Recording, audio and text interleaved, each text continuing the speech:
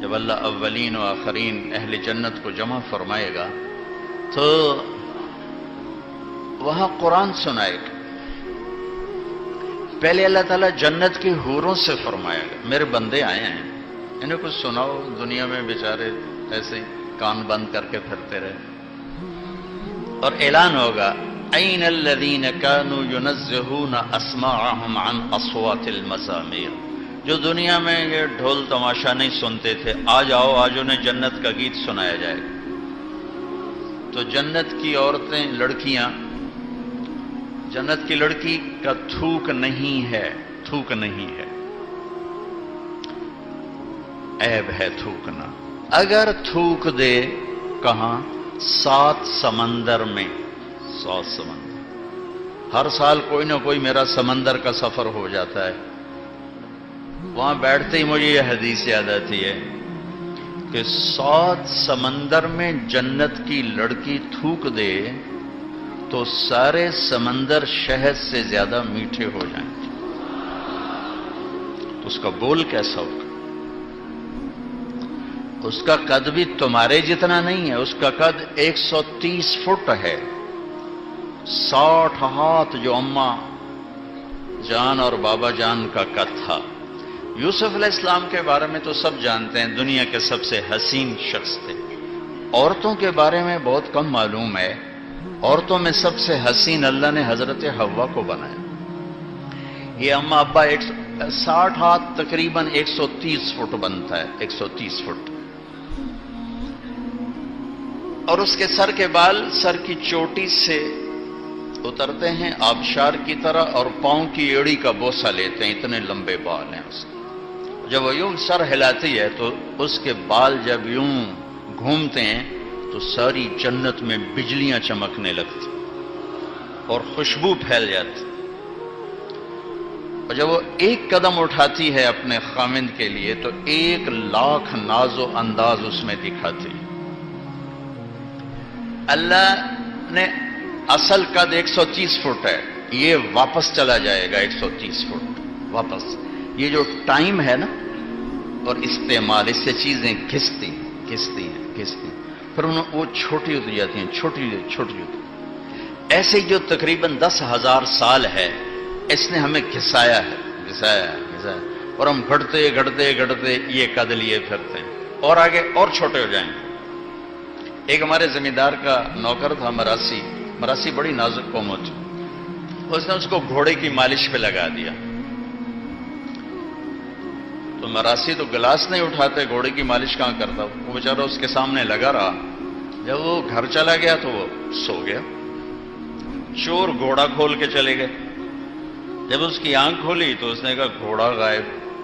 انہوں نے کہا لے ہن میری خیر کوئی نہیں. وہ گھر گیا اور اپنا خرگوش لے کر آیا اور اس کو باندھ کے مالش شروع کر دی. تو وہ زمیندار نکلا، اوے گھوڑا کدے اگے سہی آئے کھل ہوتا ہے، اوے گھوڑا ہے تا خرگوش ہے، سہی گھوڑا ہے. مالش کیتی ہے تے گھس کہتے خرگوش آ بنے. تو 10,000 سال نے ہماری مالش کی ہے. ہم 5 فٹ کے رہ گئے، 6 فٹ کے رہ گئے. ادھر کانگو میں جنگل میں 3 فٹ کا پہلوان ہوتا ہے، 3 فٹ، 3.25 فٹ ان کی میکسیمم ہائٹ ہے، 2 فٹ، 2.25، 2.5، 3. پہلی دفعہ وہاں جب سے سورج چاند کی گردش ہے وہاں جماعتیں پہنچیں، ان کو ایمان کی دعوت دی. پہلی دفعہ 300 مسلمان ہوئے، اب 5,000 تک مسلمان ہو چکے. تو اللہ تمہیں بھی 130 فٹ کرے گا. ایسے حسن یوسف، قامت آدم، قلب ایوب، لحن داود، عمر عیسیٰ، خلق محمد علیہ الصلوات والتسلیمات. اور بیغ جرد مرد جعاد مکحلین. خوبصورت. داڑھی نہیں ہوگی، صرف سر کے بال ہوں گے، بھووں کے بال ہوں گے، پر مونچھوں ہلکی ہلکی مونچھ، باقی سارا جسم شیشے کی طرح سفید چمکتا ہو. خیر اللہ تعالیٰ جنت کی لڑکیوں سے کہے گا سناؤ. تو ساری جنت کے درخت یہ ساز بن جائیں گے اور ہوا موسیقار بنے گی، وہ دھن اور یہ لے، وہ ساز اور یہ سر، یا جو جنت کی لڑکیاں گائیں گی تو جنت والوں کو جنت بھول جائے گی۔ اور سب سے کم دورانیہ جنت کے گانے کا 70 سال کا ہوگا۔ مجھے جنید جمشید نے کہا کہ ہم گانا 3.5 منٹ کا بناتے تھے، میں نے کہا 4 منٹ بھی نہیں، 3.5 کیوں؟ کہا لوگ بور ہو جاتے ہیں، لمبا سنتے ہی نہیں۔ میں نے کہا اللہ پہلا گانا جنت کی لڑکیوں کا 70 سال کا سنائے، پھر اللہ فرمائے گا کیسا رہا؟ کہا جی مزہ آ گیا۔ کہا اس سے اچھا سناؤں؟ کہا وہ کیا ہے؟ کہ یا داؤد تعالی ارقى المنبر، داؤد آؤ ممبر پہ بیٹھو۔ داؤد علیہ السلام آئے، کہ یا اللہ میری تو آواز دنیا میں تھی، کہ ہم نے لوٹا دی۔ ان کی آواز معجزہ تھی، معجزہ۔ جب زبور پڑھتے تھے پہاڑ ہلتے تھے، پہاڑ۔ جب وہ سنائیں گے نا تو جنت بھی تھم جائے گی، ایسا سما بنے۔ پھر اللہ فرمائیں گے کیسا رہا؟ زبردست۔ کہ اس سے اچھا سنو؟ کہ اس سے اچھا کیا ہے؟ تو اللہ کہیں گے یا حبیبی یا محمد تعالی ارقى المنبر، میرے محبوب میرے محمد آئیے آپ بھائی۔ تو اللہ کے نبی کی آواز جنت کا ساز جنتیوں کو اپنا آپ ہی بھول جائے۔ پھر اللہ فرمائیں گے کیسا رہا؟ کہیں گے زبردست۔ کب اس سے بھی اچھا سنوں؟ کہیں گے اللہ اس سے اچھا کیا ہے؟ تو اللہ فرمائیں گے لم یبق الا ارحم الراحمین، اب تمہارے رب کی باری ہے، اب تمہارا رب سنائے گا۔ تو اللہ کہے گا یا رضوان، اے رضوان جنت کا فرشتہ، ارفع الحجب بین عبادی و بین الزوار، آج میرے اور میرے بندوں کے درمیان پردے ہٹا دو، آج مجھے آنکھوں سے دیکھیں گے، کانوں سے سنیں گے۔ از لذت دیدارش خسرو چتواں گفتن، سر دادن جان دادن نادیدہ رخ یار۔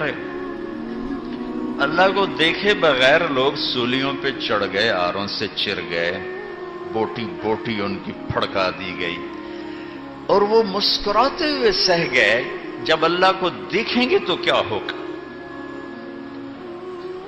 تو اللہ سامنے آتے ہی فرمائیں گے مرحبا بالصادقین، مرحبا بالطائعین، مرحبا بعبادی الذین حفظوا وصیتی وراعوا عہدی وخافونی بالغیب وکانوا منی علی کل حال مشفقین۔